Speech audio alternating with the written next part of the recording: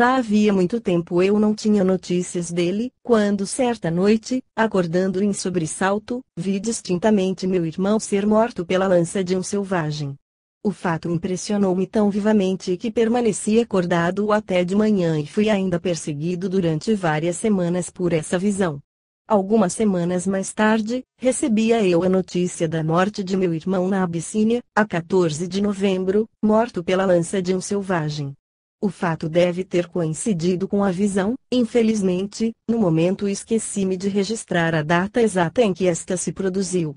Posso, entretanto, assegurar que isso me sucedeu em novembro. A. Nifelei Potter, Kinchberg, carta 186. Posso atestar-vos o seguinte fato que se passou em uma pequena cidade do departamento do Var. Minha mãe estava sentada na sala do andar térreo de sua casa e ocupada em um trabalho de costura ou de tricô, quando, subitamente, viu diante de si o irmão mais velho, que residia em uma aldeia do distrito de Toulon, situada a uns 50 quilômetros de distância. Seu irmão, que ela reconheceu perfeitamente, lhe disse adeus e desapareceu. Minha mãe, muito perturbada, foi procurar meu pai e lhe disse: meu irmão acaba de morrer. Ela sabia que o irmão estava doente. No dia seguinte ou 2 dias depois, recebeu-se em casa o aviso do falecimento de meu tio, ocorrido precisamente à tarde, por volta da hora da aparição. Não existindo telégrafo nessa época, fora a notícia enviada a X, por meio de carta. UT, a X, carta 235, eis um fato cuja absoluta exatidão posso garantir. A 21 de dezembro de 1891, recebi uma carta dizendo-me que meu pai estava muito doente e desejaria ver-me. Como a carta não me parecesse muito alarmante, não me deixei ficar, por outro lado, muito perturbado e dirigi-me a Gare de Redon, para tomar o trem de 4h44 da tarde. Fui um pouco antes da hora e passeava na sala de espera, sem quase pensar em nada, quando, de repente, fui tomado de mal-estar, de uma espécie de atordoamento. Eu não via nada mais e tinha violentos zumbidos nos ouvidos, fora tão súbito mal-estar, que eu ficara de pé, imóvel, no meio da sala. Isso não deve ter durado mais do que 1 ou 2 minutos, no máximo, pois que as pessoas presentes apenas começavam a dar-se conta do que me sucedia, quando voltei a mim. O que é extraordinário é que, no momento exato em que eu recuperava a vista e de alguma forma a razão, antes de vislumbrar pessoa alguma na sala, apareceu-me o vulto de meu pai e em seguida logo se desvaneceu. Ao mesmo tempo um só pensamento me assaltou, impôs-se-me, eu não pude deixar de formulá-lo assim: meu pai vai morrer. Permaneci com essa ideia fixa durante toda a noite e foi em vão que procurei firmar-me noutra convicção. Cheguei à casa de minha família, que reside no departamento de Charente, cerca de 6 horas da manhã. Fui então informado de que meu pai morrera na véspera, às 6 horas da tarde. 1 hora mais ou menos antes de morrer, chamara-me ele diversas vezes, e minha ausência o havia feito chorar. Esse instante coincidia justamente com o da aparição que me veio na Gare de Redon. O fato impressionou-me de tal modo que jamais o pude esquecer. P. Busseroli, professor em La Dominelais, por Folgerai, Iliette Villaine, carta 237, sucedeu-me por 2 vezes experimentar a impressão nítida de ouvir perto de mim uma pessoa ausente, tendo eu marcado a hora exata dessa alucinação. E das 2 vezes verificou-se coincidir a impressão recebida, sem maior diferença do que 5 minutos, com a morte da pessoa que eu sabia achar-se doente, mas que não supunha tão perto do seu fim. Esses 2 casos muito impressionantes de telepatia foram na época publicados no Jornal da Sociedade Psíquica de Londres, da qual tinha eu a honra de ser membro associado. Alg. Guardon, Homem de Letras, em Tour-le-Pays, Valde, Suíça, carta 243, no dia 29 de outubro de 1869, estávamos reunidos na sala de jantar, depois da ceia. Passava-se isso no castelo de Vieux, perto de Caen, em casa de meus pais. Pelas 9 horas da noite ouvimos barulho em uma peça vizinha, assemelhando-se, em absoluto, ao que faria um quadro caindo. Foi essa a primeira impressão. Verificamos todos os quadros de todos os compartimentos, tudo se achava em seu lugar. Minha mãe imediatamente tomou nota da hora. Alguns dias depois recebíamos a certidão de óbito do irmão de minha mãe, falecido no Hospital Militar de Calais, em consequência de febre tifoide, a 29 de outubro de 1869, às 9 horas da noite. Anatoly de Jackson, recebedor dos impostos diretos, em Cheux, Calvados, carta 244, uma dama de minhas relações, bem equilibrada, séria e sensata, afirmou-me, sob juramento, a veracidade do fato seguinte: órfã, tornara-se noiva de um estrangeiro, M.S., que ela amava muito. Não pôde ele obter o consentimento de sua família para esse casamento. Esperaram muito tempo. Depois, seja por prudência, seja por despeito, ela desposou um homem idoso que havia igualmente solicitado sua mão. Omito explicações inúteis. Ela foi sempre fiel, nunca mais tornou a ver seu noivo, que retornou para seu país. Entretanto, pensava nele sem cessar. Passados alguns anos, entrando, certo dia, em seu quarto, julgou vê-lo estendido no chão, como morto e todo ensanguentado. Ela soltou um grito de pavor, ao mesmo tempo em que se aproximava, constatando que não era vítima de uma ilusão.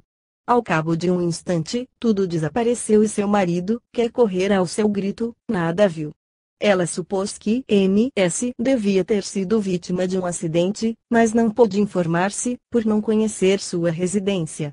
Após alguns dias, encontrou-se em presença de um correspondente de M.S., o qual lhe informou que seu amigo, desiludido da vida, suicidara-se. Confrontando a data da aparição com a da morte, chegou ela à certeza da coincidência.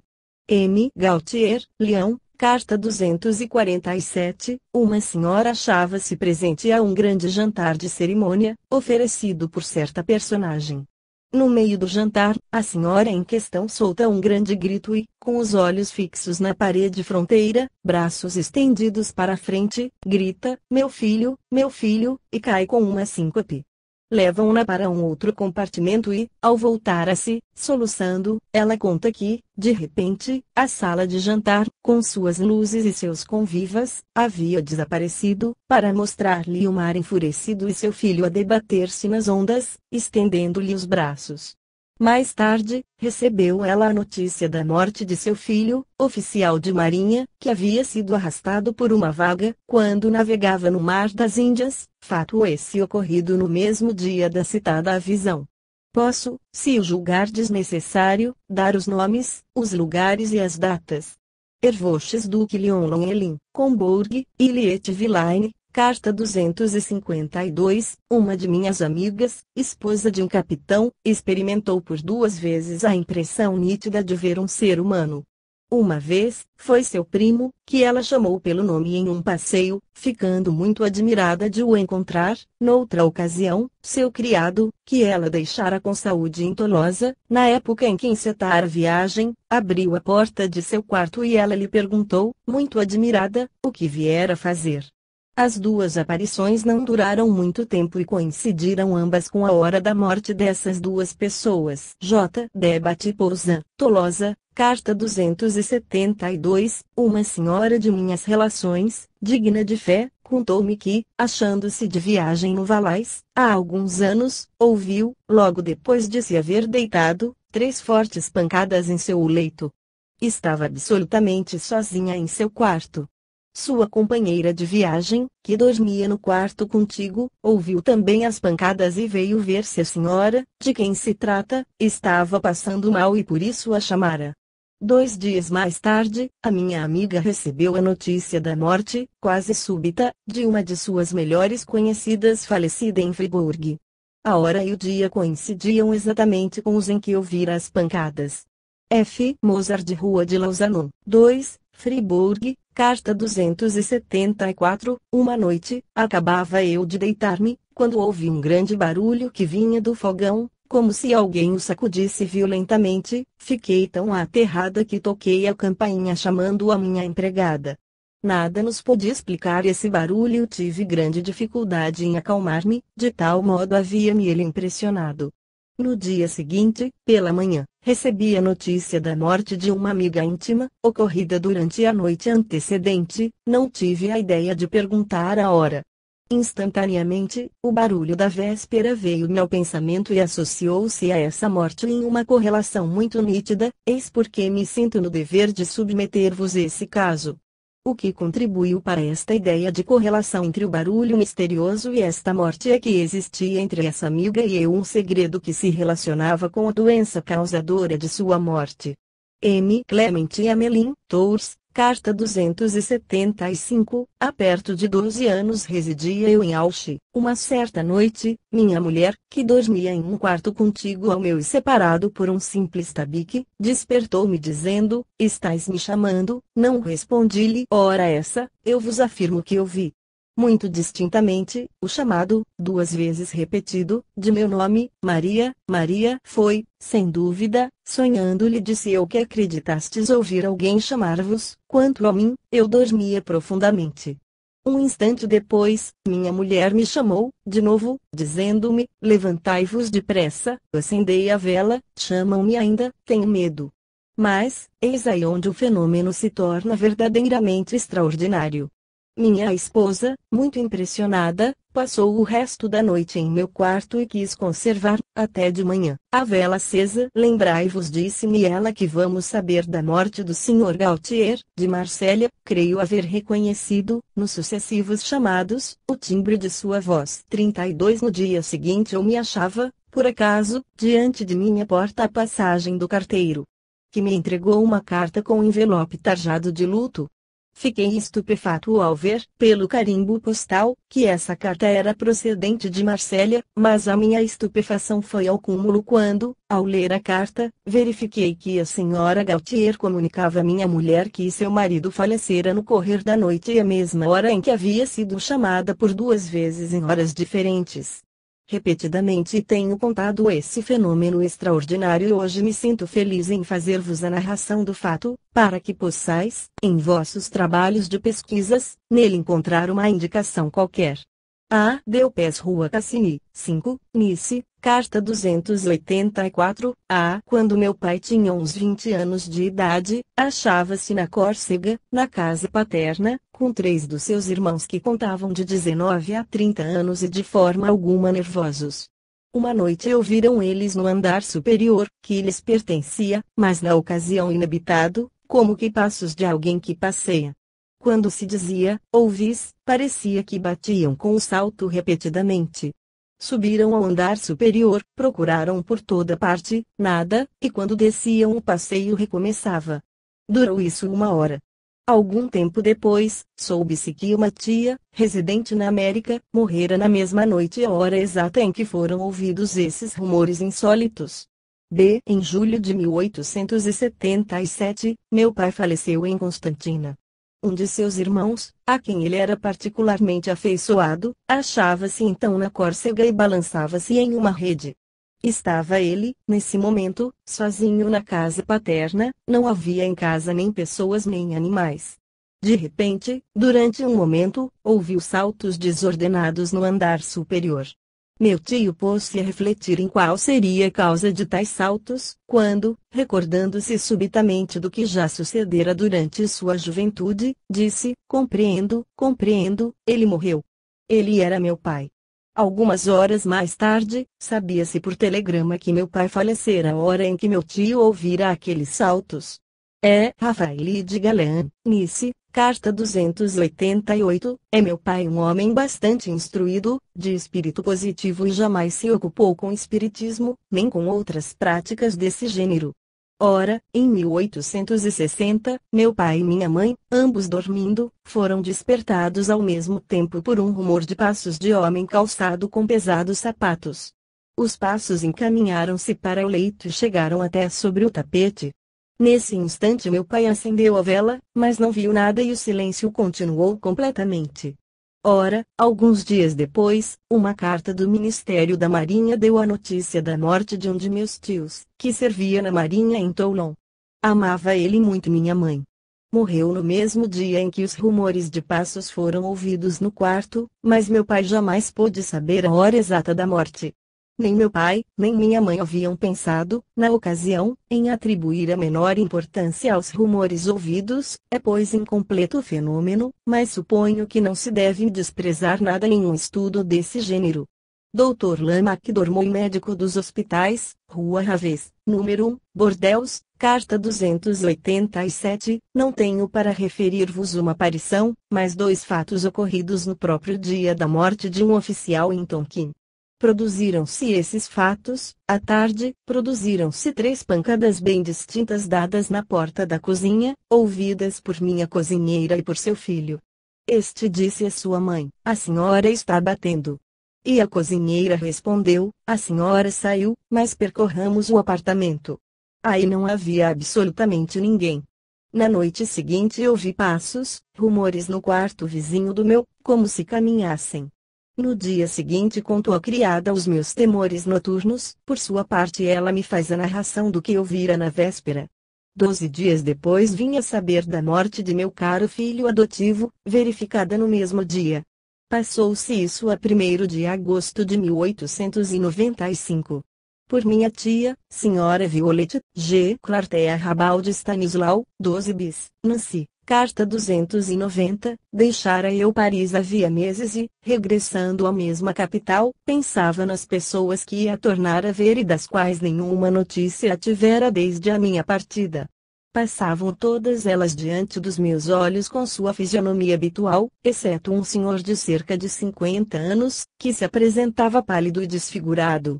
Eu dizia de mim para mim: provavelmente não o tornarei a ver, ele deve estar morto ou moribundo. Não tinha nenhuma simpatia por esse senhor e não era por afeição que meu pensamento ia até ele. No dia seguinte, achando-me em uma roda de amigos, perguntei, a propósito, como vai fulano de tal, mas responderam-me: o seu enterro é amanhã, ele morreu ontem, às 3 horas. Era precisamente a hora em que eu o tinha visto, com os traços decompostos. Isso que vos relato não tem, sem dúvida, importância alguma, mas eu quis responder ao vosso apelo. L. Hervieux Montivilliers, cena inferior, carta 295, quando o célebre tribuno Barbès estava na prisão central de Nimes, via-se constantemente rodeado pelos seus guardas e tinham-se para com ele todas as atenções que se podem conceder a um prisioneiro político. Um dia, estando em um pátio com diversas pessoas, diz-lhes ele de súbito: sucedeu alguma coisa de mal a meu irmão. Soube-se no dia seguinte que o irmão de Barbès morrera em Paris de uma queda de cavalo, no momento exato da impressão recebida por seu irmão.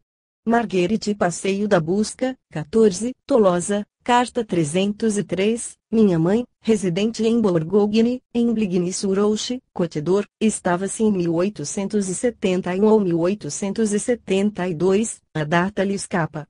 Mas poderia ser determinada. Ouviu, em uma terça-feira pela manhã, entre 9 e 10 horas, abrir-se e fechar-se violentamente, batendo, a porta do quarto de dormir onde ela se encontrava.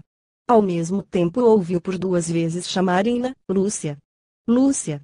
Na quinta-feira seguinte veio ela saber que um seu tio, Clementino, que a teve sempre em grande estima, havia morrido na terça-feira, precisamente entre 9 e 10 horas da manhã. Esse tio residia em Uzerche, Corrèze. No momento desse rumor e desse chamado, estava meu pai ausente de casa. À sua volta, pelo meio-dia de terça-feira, bem entendido, contou-lhe minha mãe o fato, mas sem pensar em seu tio. Em definitiva, porta aberta e fechada bruscamente, 2 chamados Lúcia. Lúcia. Minha mãe e meu pai estão vivos, moram comigo em Bourges e desde muito que esse fato vem me sendo contado. Garanto-vos a sua perfeita autenticidade. Se o fato vos parecer tão interessante que deva ser publicado, agradecer-vos-ia se não mencionasseis mais do que as iniciais do meu nome, pois aqui ninguém goza de independência, todo o mundo é, pelo contrário, burguês. P. D. Bourges, carta 314, em 1856, tinha eu 9 anos e meu irmão 6, morávamos em casa de nossos pais, em Besançon. Estes eram naturais do Württemberg, e nossas 2 avós residiam, uma em Ulm, outra em Stuttgart. Jamais víramos essas pessoas. Muito vagamente eu, como primogênita, dava-me conta do que fosse uma avó. Meu irmão, com mais forte razão, nem fazia uma ideia a respeito. Tudo o que sabíamos delas é que todos os anos, pelo Natal, uma e outra escreviam aos nossos pais que, a seu turno, abraçando-nos, diziam-nos que nossa avó fazia votos para que seus netinhos se tornassem ajuizados e corretos, e que ela nos enviava sua bênção. Era pouco para crianças e eu creio que a menor boneca, o mais pequenino polichinelo, nessa época, teriam sido muito mais negócio para nós. Entretanto, eis o que sucedeu: numa quinta-feira do mês de fevereiro de 1856, mandou-nos nossa mãe descer ao jardim para desfrutar um bom sol. Tomei meu irmão pela mão e desci com ele ao jardim. Mas lá, em lugar de brincar comigo, como eu o convidava, assentou-se tristemente em um canto. Depois, de repente, sem que lhe sucedesse coisa alguma, caiu em soluços e, correndo para casa, gritava: "Quero ver minha avó, minha pobre avó que não tenho visto mais. Quero vê-la." Nossa mãe, supondo ter se dado algum acidente, correu depressa para o seu Benjamin, mas a todas as suas perguntas, a todas as suas carícias, ele replicava sempre que desejava ver sua avó. A muito custo o consolaram, prometendo-lhe que, se ficasse quieto, iria para junto de sua avó. No domingo seguinte, meu pai entrou em nossa casa trazendo na mão uma carta com um grande sinete preto. "Minha pobre mulher", disse ele à mamãe, chorando e tomando-a nos braços, "o nosso Edmundo tinha razão de chamar sua avó, porquanto ela morria exatamente no dia e na hora em que ele pedia com tantas lágrimas para vê-la." Emilie Seites, Paris, carta 322, quando eu contava 22 ou 23 anos de idade, uma parentazinha, a quem dedicava muita afeição, estava no seu 7º ano de existência. Um dos seus prazeres era vir à nossa casa, bater à porta e rir ao lhe respondermos: "Pode entrar." Nessa época ela caiu doente e eu não havia abandonado um momento durante os 2 dias em que esteve agonizante. Entretanto, minha mãe, receando da minha parte um excesso de fadiga, manifestou a vontade de levar-me. Eram 11 horas da noite. O tio dessa criança, chegado no mesmo dia de Paris, disse-nos que o esperássemos um instante, pois ia buscar seu chapéu para levar-nos. Achávamo-nos, então, na cozinha, muito perto da porta de entrada, quando ouvimos baterem nesta porta, como fazia aquela criança, muito distintamente, à porta de nossa casa. Minha mãe responde: "Pode entrar." Dizendo-lhe eu, ao mesmo tempo em que ia abrir a porta: "Ninguém pode vir a esta hora." "Talvez as religiosas", responde ela. Mas não, ninguém tinha vindo bater ao fundo daquele pátio. Acabávamos de chegar à nossa casa, após um percurso de menos de 10 minutos, quando a criada dos pais da menina chegou a seu turno, para nos comunicar que a pequena Maria acabava de expirar. A Lourenço, agente dos Correios Envolvente Alto Saona, carta 325, permito-me relatar-vos um fato sucedido em minha família e que se relaciona às aparições de moribundos. Meu pai, que há 17 anos achava-se desavindo com seu filho, cuja residência a ignorava, apareceu-lhe 2 horas antes de morrer. Saindo meu irmão, às 7 horas da manhã, de seu quarto, vê meu pai a 2 passos dele e pergunta-lhe: "Que vens fazer em minha casa?" Responde-lhe meu pai: "Procurar-te", e logo desaparece. A esposa de meu irmão, do quarto contíguo ao corredor, onde se passou o que acaba de ser descrito, ouviu as vozes, tanto que percebeu imediatamente com quem seu marido acabava de falar. Passou-se isso a 3 de dezembro de 1889, nessa ocasião eu estava junto do leito de meu pai que dormitava, às 9 horas ele expirou, sem ter antes recuperado os sentidos. Emma Lutz, Praça Kleber, 8, Estrasburgo, carta 331. A senhora Carvalho, diretora de um pensionato de moças, em Lisboa, tinha, há 5 ou 6 anos, entre suas alunas uma menina de 10 anos, cuja mãe era uma atriz em turnê pelo Brasil. Certa noite, a criança acorda, chorando e gritando: "Mamãe, mamãe, estou muito aflita por causa da mamãe." Não disse à criança se viu sua mãe, mas nessa noite morria-lhe a mãe, de febre amarela, no Rio de Janeiro. Senhora J. Leipold C. da Glória, 21, Lisboa, Carta 341. Eis o que sucedeu a meu pai, capitão reformado da Marinha. Estava ele em alto mar e acabava de entrar de quarto à meia-noite. Passeava no passadiço quando viu, de súbito, passar diante dos seus olhos um menino vestido de branco que parecia voar. Não viste nada? Perguntou, no mesmo instante, ao marinheiro que estava de quarto com ele. Não, respondeu-lhe o outro. Contou-lhe, então, meu pai o que acabava de ver e acrescentou, posso afirmar que aconteceu qualquer desgraça em minha casa. Tomou nota da hora e do dia e, chegando em casa, soube que nessa data morrera uma de suas pequenas sobrinhas.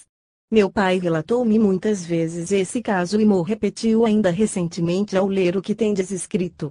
M. Sheilau, Arzen, Carta 343, permitir-me-ei narrar-vos um fato autêntico, sucedido à minha tia, a irmã de minha mãe, que reside na Alemanha, e que ela mesma contou-me.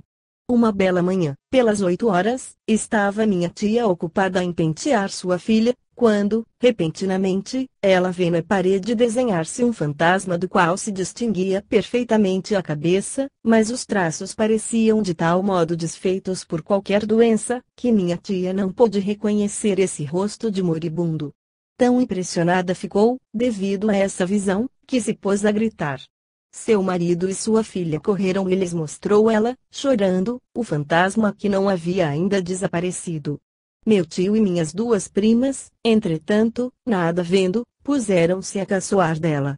2 dias mais tarde participam-lhe a morte de minha mãe, vítima do tifo em Atenas, entre 4 e 16 de janeiro de 1896, pelas 7 horas da manhã. Minha tia, que nem mesmo tivera tido tempo de saber da doença de sua irmã, havia, entretanto, retido bem a data, por isso que o dia da aparição do fantasma era o do aniversário de sua filha. Condessa Carolina Metacha Castelo de Taranto, perto de Dresde, carta 356, meu tio-avô, hoje morto, era chefe de fundição em uma das grandes forjas do Ariege. Uma tarde em que se dirigia ele ao trabalho, como de costume, chegando, ao cair da noite, a alguma distância da forja sentiu subitamente sua casquete levantar-se e seus cabelos eriçarem-se-lhe na cabeça, e isso por 2 vezes, sem que pudesse ele saber a que atribuir a causa do incidente. Chegado à forja, de que o separava apenas pequena distância, como eu o disse, seus operários, muito inquietos, participam-lhe a súbita desaparição de um deles, em vão o procuraram. Note-se que o desaparecido era um amigo de meu tio. Acharam-no alguns momentos depois, morto, em uma cava no subsolo onde provavelmente teria caído. Eis aí o fato. O espírito muito frio de meu tio, sua coragem e sua lealdade, de que todos em minha família conservam a lembrança, não me permitem duvidar um só instante da sua narrativa. R. Peyron, estudante de medicina em Tolosa, carta 362, a senhora A., mãe da pessoa que me fez esta narrativa, tivera durante anos ao seu serviço uma criada a quem muito se afeiçoara. Esta mulher casou-se e foi residir em uma idade bastante afastada da cidadezinha em que vivia a senhora A. Uma noite acorda ela em sobressalto e diz ao marido, ouviste, ouviste? A senhora chama-me. Tudo, porém, estava calmo e silencioso, procurando seu marido tranquilizá-la.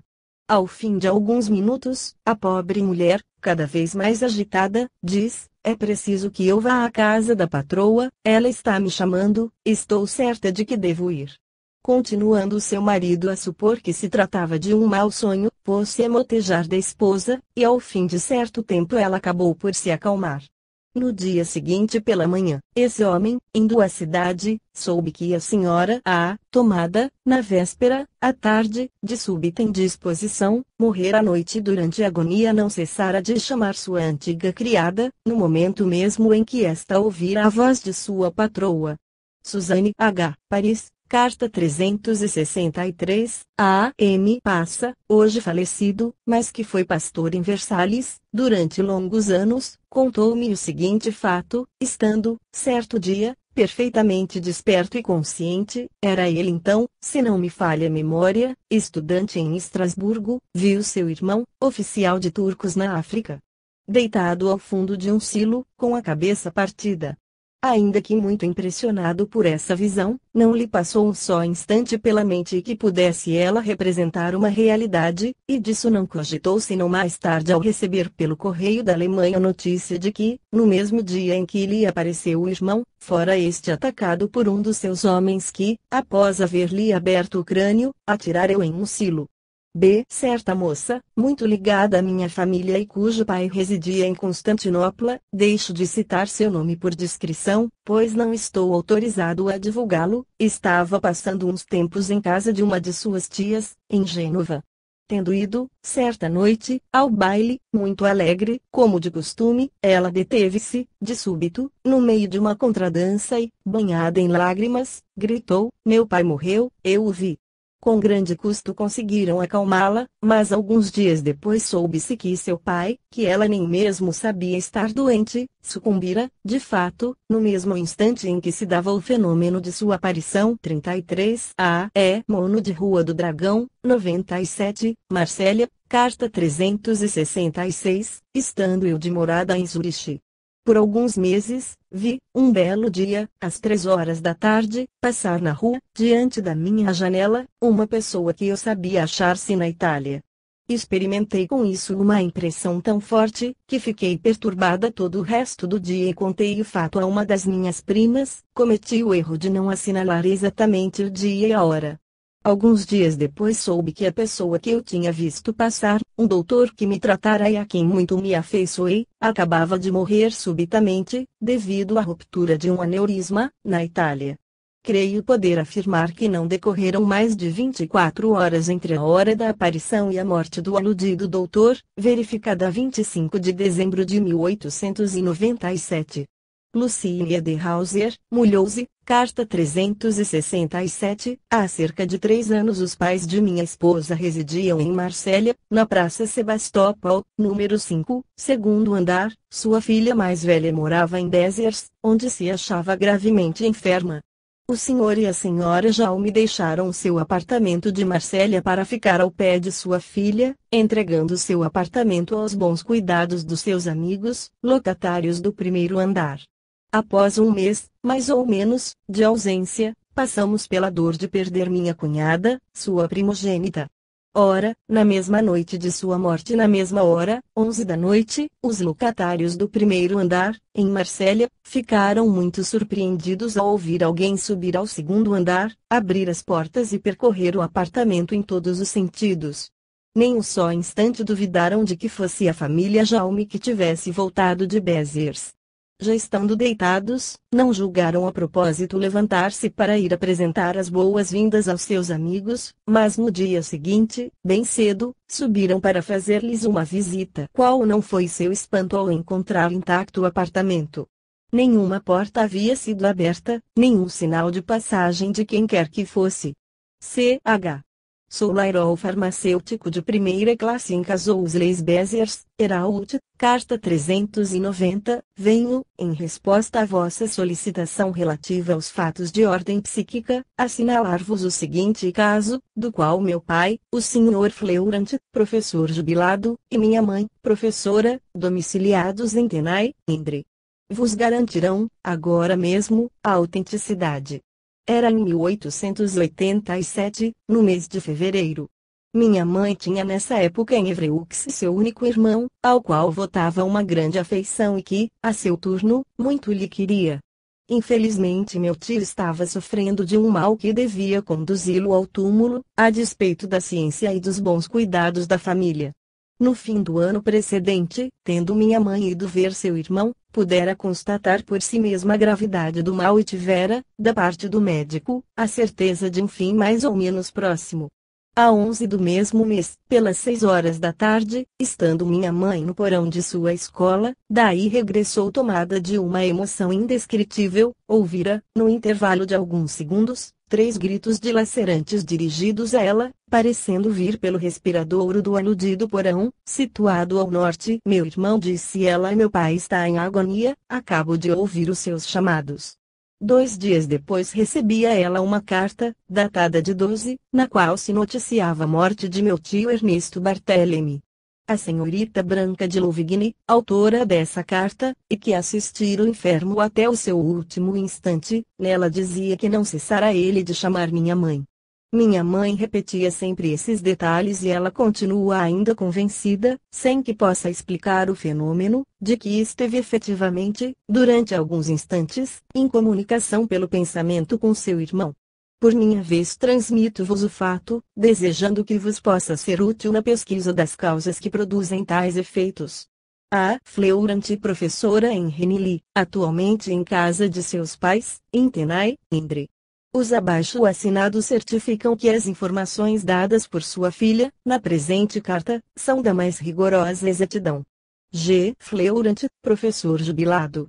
S. Fleurante, professora em Tenay. Carta 399, há cerca de 2 anos, o jovem casal que tenho atualmente ao meu serviço regressava, entre 9 e 10 horas da noite, à casa de seus pais, que residiam em uma propriedade a 3 quilômetros da cidade.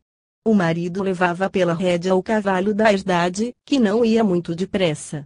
De um ponto da estrada, ainda bem distante da fazenda, é bem fácil distinguir as casas desta. Subitamente viu o condutor, a alguns minutos de intervalo, elevarem-se 3 chamas acima dos tetos, como 3 grandes fogos fatos.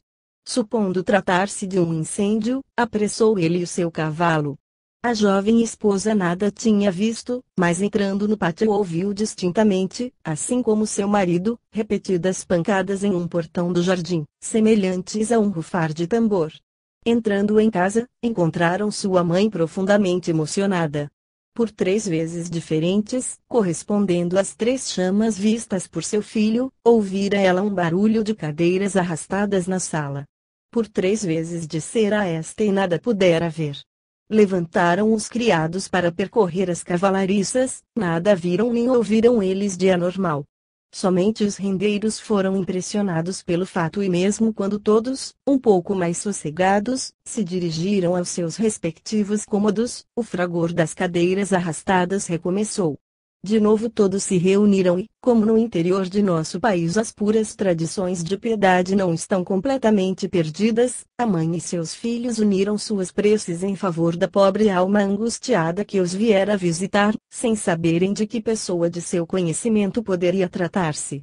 Ora, no dia seguinte, soube-se que uma jovem prima, que se afeiçoara a essa família, tinha sido enterrada precisamente no dia em que se deram tais fatos. Por um acaso inexplicável, ninguém da fazenda tinha sido prevenido a respeito da morte, nem do enterro. 5 pessoas experimentaram, pois, mais ou menos, tais sensações: o pai, de índole incrédula, a mãe, o filho, a nora e uma mocinha. Os criados moram em um outro corpo do edifício, não se lhes pode, portanto, atribuir, de qualquer forma, uma parte nesses ruídos insólitos. Dormiam eles profundamente quando as pancadas foram dadas no portão do jardim e a visita às estrebarias provou que tudo estava perfeitamente calmo. M. Pasquel, Rua da Fonte, 2, Cosme, Nievre, carta 402, minha mãe estava à cabeceira de sua mãe, indisposta e muito inquieta por não poder visitar sua vizinha e amiga que se achava agonizante, o que, de resto, se lhe ocultava. De repente, estando as portas e as janelas fechadas, vê-se, não o cortinado, mas as 2 guarnições, dispostas em torno da armação do dossel, agitarem-se em sentido inverso, isto é, separando-se e reunindo-se como em forte abraço. E minha avó em seguida dizer: vês, minha filha, Josefina diz-me adeus. Minha mãe desceu imediatamente. A vizinha acabava de expirar. Maria Olivier, Garcourt, Var. Carta 405, estava minha mãe ocupada, certo dia, em sua casa, quando ouviu muito distintamente a voz de seu irmão, que residia distante uns 800 quilômetros, chamá-la por seu prenome, 2 vezes. Vindo onde se achava meu pai, disse-lhe: é curioso, acabo de ouvir meu irmão chamar-me, sinto-me emocionada, não sei o que está acontecendo. 2 dias depois recebeu ela uma carta anunciando-lhe que seu irmão falecera no mesmo dia em que ela escutara sua voz. Peltier, Marcélia, carta 409, eis aqui um fato cuja veracidade posso garantir. Quando eu era soldado, estando licenciado na minha casa, em Anot, Baixos Alpes, minha mãe, levantando-se, no dia 30 de dezembro de 1890, disse-me: creio que se deu uma morte em nossa família. Esta noite, às 2 horas, fui acordada por batidas frequentes, dadas na parede, junto à cabeceira da minha cama. Achava-me bem desperta e tive imediatamente a ideia de uma morte sobrevindo a algum dos nossos. Não dei nenhum crédito a essas apreensões. Mas eis que, cerca de 10 horas da manhã, recebemos um telegrama de Dig, comunicando achar-se gravemente enferma minha tia, irmã Santa Ângela, superiora dos órfãos de São Martinho de Dig. Minha mãe disse, a este telegrama seguir-se a um outro comunicando a morte. De fato, à noite chegava outro telegrama comunicando o falecimento. Seguiu-se-lhe uma carta, a 31 de dezembro, esclarecendo que minha tia, após uma doença de vários dias, falecera a 30 de dezembro, às 2 horas da manhã, hora na qual minha mãe ouvira aquelas batidas dadas perto de seu ouvido. Minha mãe ignorava que minha tia estivesse enferma. Barlatier Anot, Baixos Alpes, carta 414, passou-se o fato em Contes, Alpes Marítimos, em 1881. Era um domingo, achava-me à igreja com todos os meus camaradas de classe, que o professor, nesse tempo, era encarregado de levar a missa cantada de domingo. Em dado momento, quando nos achávamos de pé, e portanto bem acordados, tive perfeitamente a impressão de uma voz a dizer-me: tua irmã morreu. Com efeito, regressando a casa, encontrei minha irmã, que se achava doente há algum tempo, mas sem jamais guardar o leito, em agonia, morrendo 3 ou 4 horas depois. Esse fato estará presente em minha memória, como no dia em que se produziu. Pensenat, Nice, carta 430, minha mãe, senhora Molitor, de Arlon, encarrega-me de vos transmitir sua resposta. Em novembro de 1891, certa manhã, pelas 5 horas, estava minha mãe acordada na cama. Pela porta aberta do quarto viu entrar seu irmão, tenente, em serviço no matadouro militar de Mons, Hainaut. Estava em pequeno uniforme tal qual o tinha visto alguns anos antes, por ocasião de uma licença que passara em sua casa. Ele a contemplou, sorrindo-lhe, depois saiu, fazendo com a mão um gesto afetuoso. Às 11 horas da manhã do mesmo dia o telegrama anunciando a morte desse irmão chegava à casa de minha mãe. C. Molitor, empregado do cadastro em Arlon, Bélgica, carta 432, há cerca de 40 anos, uma de minhas parentes consanguíneas, então moça, passeava no campo com sua mãe, quando se sentiu roçar por um sopro. E gritou: X acaba de morrer. Era verdade. X era um homem que amava e que se sentia morrer do peito. Ela o sabia muito doente. B. Eis um fato que fiz a nossa criada contar-me de novo, ontem à noite, a fim de vô-lo descrever com todos os detalhes. Essa criada é uma honesta rapariga, muito inteligente, que há 7 anos está ao nosso serviço. Em 1884 estava ela empregada em casa de uma velha senhora que, na ocasião da cólera, levou-a para o campo, não muito distante de Toulon. Uma noite ela é despertada por leves batidas na janela, põe o ouvido à escuta e não ouve nada mais, supõe que tenha sido sonho e procura novamente dormir. Novas batidas na janela. Muito assustada, ela se levanta. Batem pela terceira vez, depois ela vê passar por 2 vezes, do lado de fora, como que um fantasma branco. Seu quarto era situado no primeiro andar e dava para um telhado. Mas a casa era isolada, e se alguém estivesse andando no telhado, tê-lo-ia certamente ouvido, pois que possuía muito aguçado esse sentido. Pela manhã ela relatou a aparição à sua patroa, que se riu dela, dizendo-lhe que havia sonhado. 2 meses depois veio a saber da morte, verificada 2 meses antes, de uma prima sua que ela amava como a uma irmã. Sabendo a afeição que ela dedicava a essa prima, ocultara-lhe a família o falecimento súbito, pois a cólera havia levado em algumas horas. L. Fieringer, capital de navio, reformado, em Toulon. Carta 433, há alguns anos, o senhor e a senhora H.W. visitavam um velho doente chamado Senhalbin, que, ao quanto parecia, era muito instruído e assaz original. no correr da conversação, o velho, esperando sua morte próxima, prometeu ao Sr. W que no momento de morrer o avisaria. O Sr. W tinha-lhe também prometido isso. Passou-se o verão sem que fossem visitar o inferno.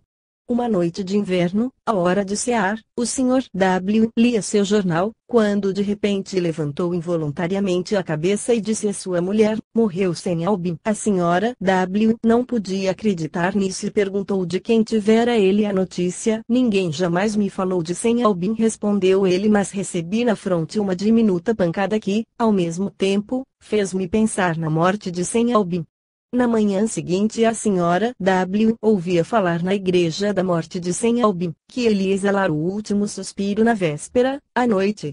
O Sr. W, meu tio, de quem ouvi esta narrativa, disse-me que lhe é impossível determinar a natureza da pancada recebida, jamais experimentou ele coisa análoga. Não é crédulo, nem supersticioso esse meu tio. Até pelo contrário. Gussie van der Ege, Rollers, carta 437, a senhora Mercader, minha madrasta, casada em Vernet-les-Bains, Pirineus Orientais, mas cuja família residia em Yonne, Pirineus Orientais, mandou uma tarde sua enteada, senhorita Úrsula Mercader, então com a idade de 16 anos, fechar a porta da rua, que estava aberta. A moça voltou muito assustada, afirmando que tinha visto um carro fúnebre diante da casa. Ninguém quis acreditar e puseram-se a rir dela. Ora, na manhã do dia seguinte, chegou um expresso de Yonne, pois ainda não havia telégrafo nessa época, dizendo que o pai de minha madrasta morrera na véspera, à noite, justamente a hora em que a senhorita Mercader fora fechar a porta e vira o carro fúnebre. Minha mulher não tinha então mais do que 15 anos, mas recorda-se perfeitamente.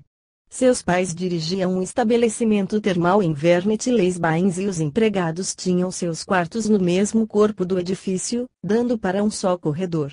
Ora, um cozinheiro, chamado Giraldi, caiu gravemente enfermo e certa noite morreu. Todos os criados chegaram ao mesmo tempo ao quarto mortuário, imediatamente após o falecimento, sem que ninguém os fosse prevenir. Cada um deles disse que tinha sido acordado por uma forte pancada vibrada aos pés de suas camas. Creio satisfazer o vosso desejo, relatando-vos esses fatos que são autênticos. Dr. H. Massina, Vernet-les-Bains, carta 440, a senhora S., muito instruída, inteligente, poetisa, entusiasta, destituída de bens de fortuna, aliás, inventora incorrigível, participou em 1851 da Exposição de Londres, onde obteve um prêmio de 100.000 francos. Por certas cordoalhas ou velas de navios aperfeiçoadas. Sua maestrela fez-lhe encontrar lá um árabe, grande senhor no seu gênero, belo como um deus e que a entusiasmou tão fortemente que lhe deu ela em casamento sua filha e como dote os 100.000 francos, reservando para si apenas os proventos futuros de sua invenção, a qual enriqueceu um bom inglês, deixando assim um vintém.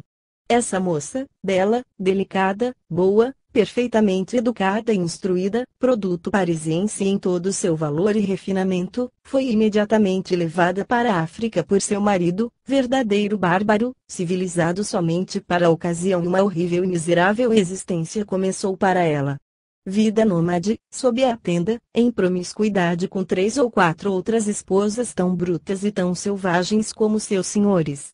4 ou 5 anos mais tarde a senhora S., em Paris, ouviu, certa noite, ao lado do seu fogão, bem perto dela, a voz de sua filha, gritando-lhe: mamãe, mamãe. Supôs, a princípio, enganar-se.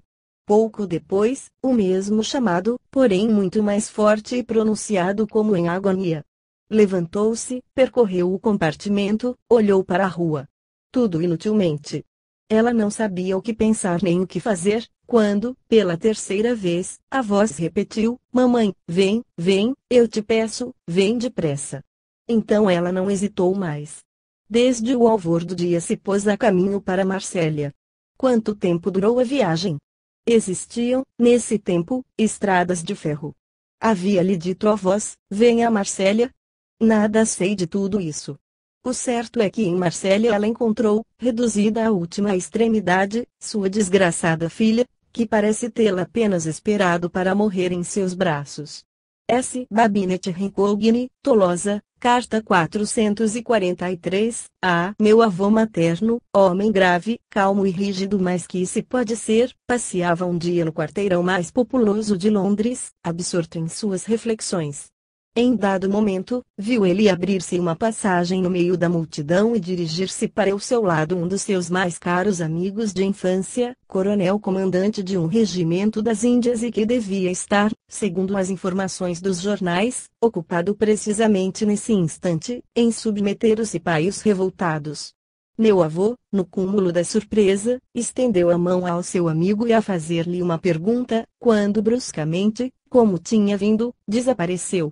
Regressando a casa, informou-se meu avô se o coronel fora visitá-lo e, diante da resposta negativa do pessoal de serviço, saiu um tanto preocupado, para ir ao seu clube. Também lá ninguém tinha visto o coronel. Passaram-se as semanas, nessa época as comunicações eram lentas. Um dia, percorrendo as colunas de um jornal hebdomadário em circulação nas Índias, teve ele a dor de ver figurar na lista dos mortos, por traição dos cipaios, o nome de seu próprio amigo e, confrontando as datas, tudo lhe fez presumir que a morte coincidia com a aparição nas ruas populosas de Londres, onde os dois amigos gostavam muito particularmente de ir estudar as fisionomias características do povo londrino. Um jovem pastor contou-me o fato seguinte: perdi meu pai em minha tenra infância, meu irmão e eu fomos inteiramente educados pela melhor, mais doce e mais firme das mães, na austera cidade de Bolonha. Sem mostrar decidida preferência por qualquer de seus filhos, ela cercava, entretanto, de cuidados muito particulares o mais jovem deles, rapazinho delicado, muito sensível e que herdara o temperamento inglês de sua mãe, firme e doce. À idade de 20 anos, fazia eu meus estudos em Bolonha, ao passo que meu irmão entrava para a escola militar de Modena. Seria impossível descrever o que ele sofria longe da casa materna. Uma noite, antes de se deitar, queixou-se minha mãe de uma leve indisposição, mostrando-se de certa forma inquieta com relação ao filho ausente. Mas, boa, resignada e doce, antes de tudo, retirou-se ela calmamente, como de costume. Eram contíguos os nossos dormitórios. Passei uma parte da noite ocupado em um trabalho difícil e, somente pela manhã, consegui adormecer. De súbito, fui despertado por um ruído de vozes e, abrindo os olhos, fiquei surpreendido de ver em meu quarto meu próprio irmão, pálido, o semblante desfeito. Mamãe, murmurou ele. Mamãe, como vai ela? 10 minutos depois de meia-noite, eu ouvi distintamente na cabeceira da minha cama, em Modena, ela sorria-me, com uma das mãos mostrava-me o céu, com a outra abençoava-me. Depois desapareceu. Mas o que te digo é que mamãe morreu. Corri ao quarto venerado de nossa mãe. Ela estava morta, de fato, com um sorriso nos lábios. Mais tarde nos afirmou o médico que ela devia ter cessado de viver cerca de meia-noite. Asinelli, Gênova, carta 448, eu contava naquela época os meus 12 anos. Havia um ano que fizera minha primeira comunhão, e era ainda um pouco devoto. Interno em um liceu, fazia as minhas orações quase todas as noites em meu leito infantil. Ora, certa noite, eu orava com fervor, porque, não o sei. Suplicava ardentemente, em minha prece, que me fosse conservada minha avó, a quem ternamente amava. Fiz uma série de orações unicamente com esse objetivo. Depois fechei os olhos. Quase imediatamente, vi distintamente a cabeça de minha avó inclinar-se para mim. Surpreso, abri os olhos, mas tudo havia desaparecido. Não liguei importância alguma a essa impressão e depressa adormeci. Nessa idade não se tem cuidados. No dia seguinte, às 9 horas, vieram buscar-me à escola, dizendo-me o provisor que tomasse o trem das 10 horas e fosse à casa de minha avó que pedia para mim 2 dias de férias. Imaginai a minha alegria ao ouvir essas palavras. Visto-me depressa e parto, feliz como um rei. Quando cheguei à estação de desembarque, meu pai me esperava, disse-me, banhado em lágrimas, que minha avó estava mal. Mas quando entrei em casa, fizeram-me compreender que ela morrera.